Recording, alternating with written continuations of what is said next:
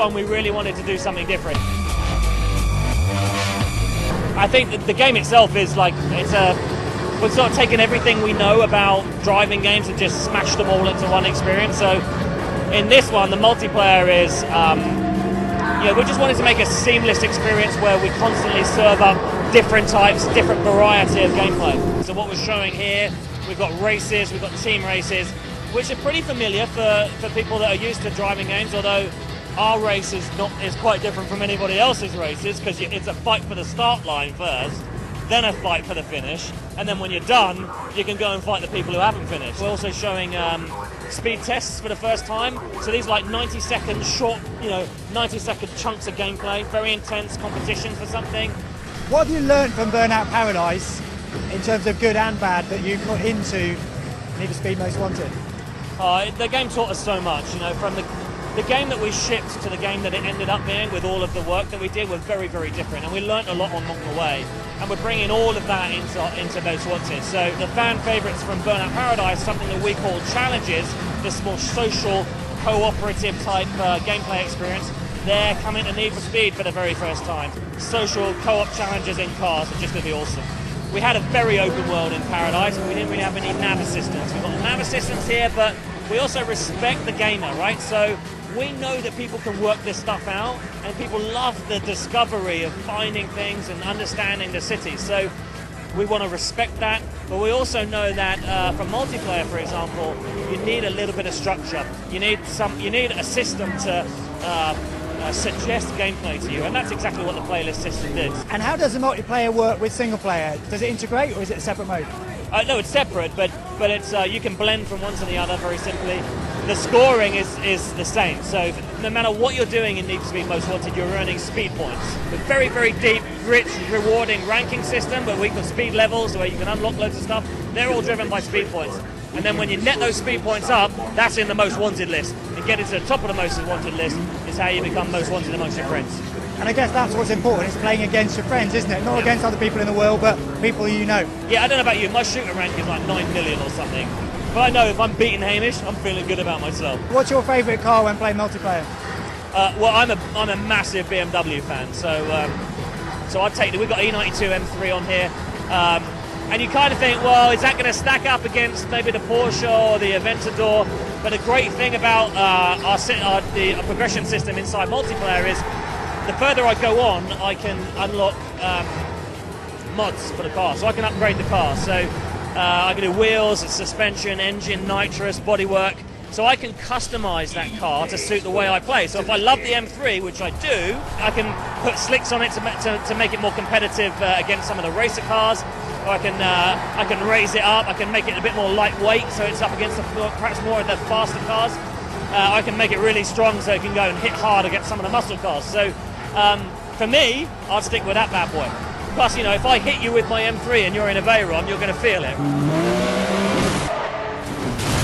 Now, whilst Mr. Cuttle here got to swan off to sunny Los Angeles, I made a trip a little bit closer to home. Well, Guildford, in fact, the location of Criterion Studio right here in the UK. We've talked about the single and multiplayer modes of the game, so now it's time to look at something that's crucial to both these modes of Need for Speed Most Wanted: Autolog.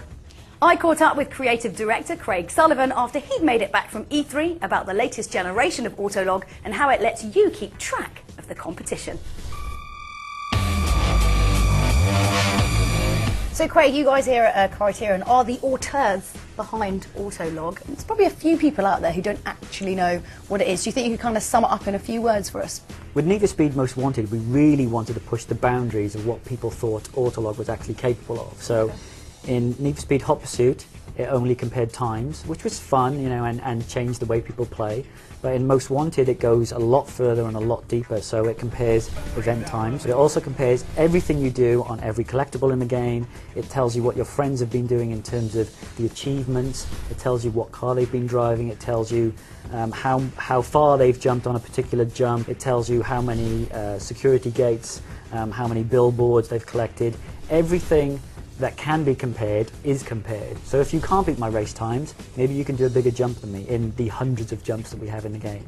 Maybe you can go faster down a particular road than I can.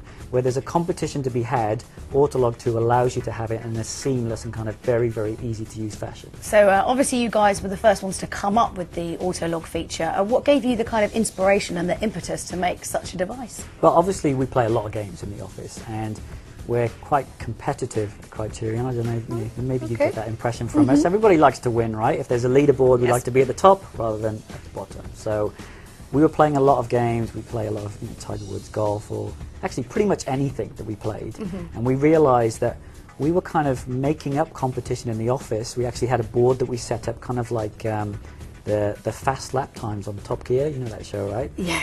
So we were artificially doing something that we thought should be done in the game. So we thought, rather than me shout across the office that I've just beaten someone's time by 2 seconds, how's about we put a system into the game that tells them automatically whether or not they're actually online right now, tells them that I've beaten their time. So what do you think are some of the benefits of playing, you know, against your friends instead of just that big pool of people that you meet online? I want to play against people who are at my level.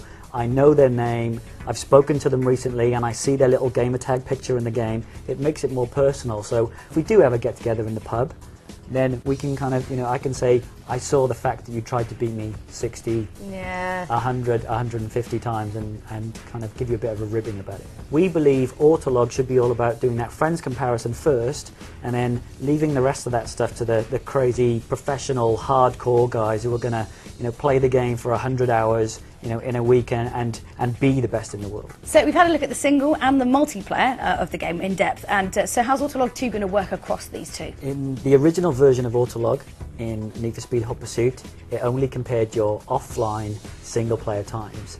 This time around, Autolog 2, bigger, badder, better, compares everything. So when you're playing with lots of your friends in a multiplayer game, Autolog 2 will track everything that you do, the awards that you've won, the upgrades that you've unlocked, the cars that you've unlocked, the upgrades that you've earned, and it will push those out to your friends as well. So when you're looking at that main map screen, the ticker down at the bottom of the map will show you everything that you've done, and underneath that it will show you everything that your friends done in both single and multiplayer. So it's pretty cool. That's it for the Pwn Need for Speed Most Wanted special. And if we've left you suitably excited about this latest addition to the Need for Speed series, you won't have to wait too long to get your hands on it as the game hits the stores on November the 2nd. Between now and then, we'll be bringing you all the latest updates and developments on our regular Pwned and EA update shows. And don't forget, you can subscribe by hitting the button on screen now. Regular Pwned is back next month. Until then, fasten your seatbelts as we leave you with the trailer for this year's most anticipated racer. We are unrestricted by rules. We are challenged by the unexpected.